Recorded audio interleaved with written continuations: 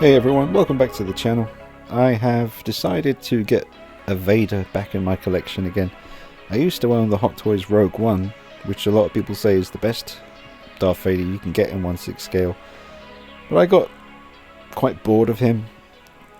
I gave him a positive review. I went back and checked my review on him. I was very happy with him when I got him. But I do remember getting quite bored with the piece after a few weeks, maybe a few months, and I sold him on. But lately, because of my recent purchases with a lot of stuff from Mandalorian Season 2, I started to get that craving to have Vader back on the shelf. He's such an icon, you know, probably the most iconic villain ever in film history. So I decided I want to get one.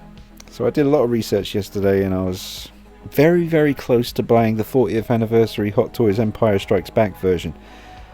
The only thing that stopped me was starting to realize that the pleather material, whatever it is they use for his suit, does tend to rot away after time. And we've got some pictures coming up that I saw on Sideshow Freaks, and I grabbed them for this video. Sorry I can't give credit to everyone who took the pictures that I've taken here and about to show you, but I found all these pictures on Sideshow Freaks. That's the Terminator Salvation John Connor leather jacket. I used to own that figure, and yeah, this is something that definitely happens. It's a shame because that was such a badass looking jacket. But you can see they're starting to peel and crumble away. Quite a few figures I've had from Hot Toys with pleather material have rotted. The Crow, Selena Kyle from The Dark Knight Rises, that was the worst of all of them. Her outfit just perished away to nothing. Terminator 1 Arnold Schwarzenegger battle damage figure with the leather jacket, that went wrong as well. Well, there's a picture of someone's Terminator figure there with the sleeves all just peeling away. Terrible. For the cost of the figures, I wish they just ditched this. Hot Toys, they really don't seem to give a shit. I've got to say it just bluntly. I was just watching Justin's collection review on the latest quarter scale Dark Knight figure. They've done bollocks all to address the elbow issue, and the neck is still too thin, the eyes are still too wide open. You know, you got to depend on people at OT Customs to fix things like that. It's just, come on, at this point, and the amount of money that Hot Toys are just pulling in all the time, you think they'd show a bit of care and ditch this pleather bullshit and just give us real leather. I know it's expensive. I don't know. I don't work for that, you know, the company. I don't work, you know, in the production of 1/6 scale figures, but I'm sick of this issue. I've had it so many times with things I've collected, and they're expensive pieces, and they've got a sell-by date. You know, when they've got this pleather material, it's just a matter of time, and it's always heartbreaking when it happens. Here's a Hot Toys Darth Vader, and the inner leg is starting to peel away because of the stand rubbing against it. I mean, Jesus. It's horrible that this is happening. So, very close to getting the Empire 40th anniversary version, and then I stumbled upon, I think it was Justin's video for the Return of the Jedi sideshow figure. And the first thing I noticed was the lightsaber. How it looked a lot more red and a lot more convincing than in any of the Hot Toys Vader lightsabers. They're very pink and just weak looking, and I hated that about the Rogue One. I remember I spray painted my Rogue One Vader lightsaber like a more vibrant red. There's a horrible picture there of one of the other Hot Toys Vader figures rotted away to nothing.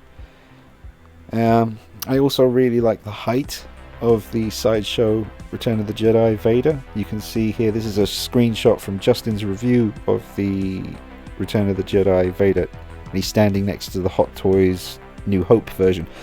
I think that Vader should always be the tallest guy in the room, and he usually is, so I want that represented in my 1/6 scale collection. So again, another reason that I went towards the sideshow Return of the Jedi figure. I prefer the lightsaber, I prefer the height, I prefer the cape. Apparently the cape for the sideshow figure is weighted at the bottom so that it hangs really naturally, and it's a better length as well. You can see the Hot Toys cape kind of a bit too long. It's kind of just all bunching up on the ground around him.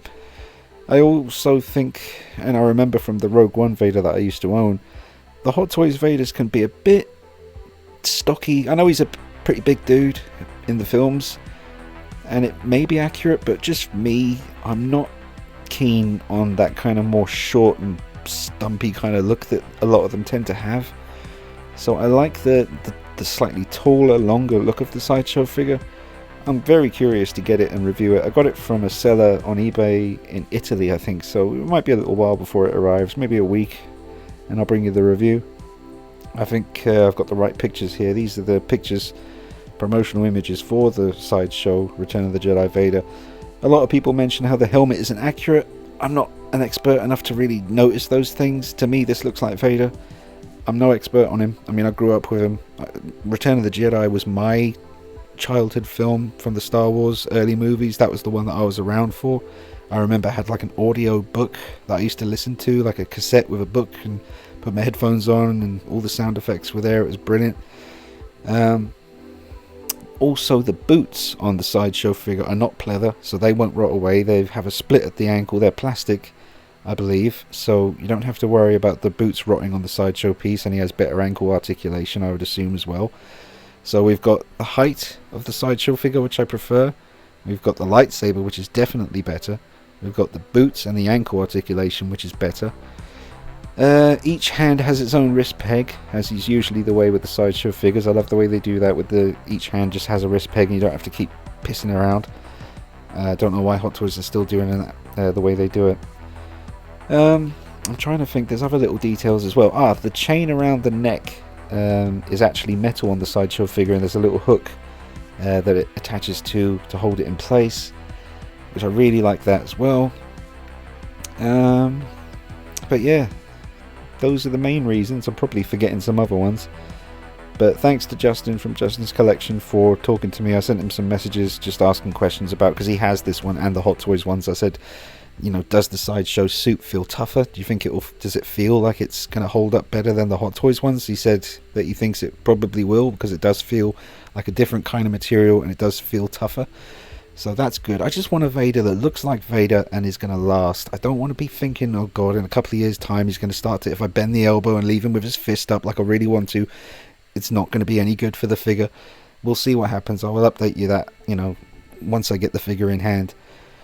But I do have the sideshow 1/6 scale Return of the Jedi Darth Vader coming to me soon, folks, and I'm going to do a review on it for you, and we'll have some fun with the piece. But in these pictures, if I have indeed got the right pictures, because there's so many versions of Vader out there by Sideshow and Hot Toys now, it gets a bit confusing.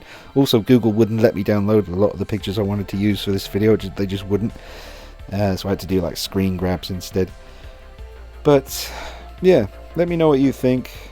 I know the Hot Toys ones are visually more accurate, but they're just not going to last, and they're so expensive.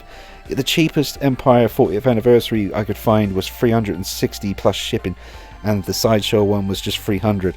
So I'm saving myself some money and some stress, and I just want a good, tall, strong looking Vader, and I think that's what I'm going to get.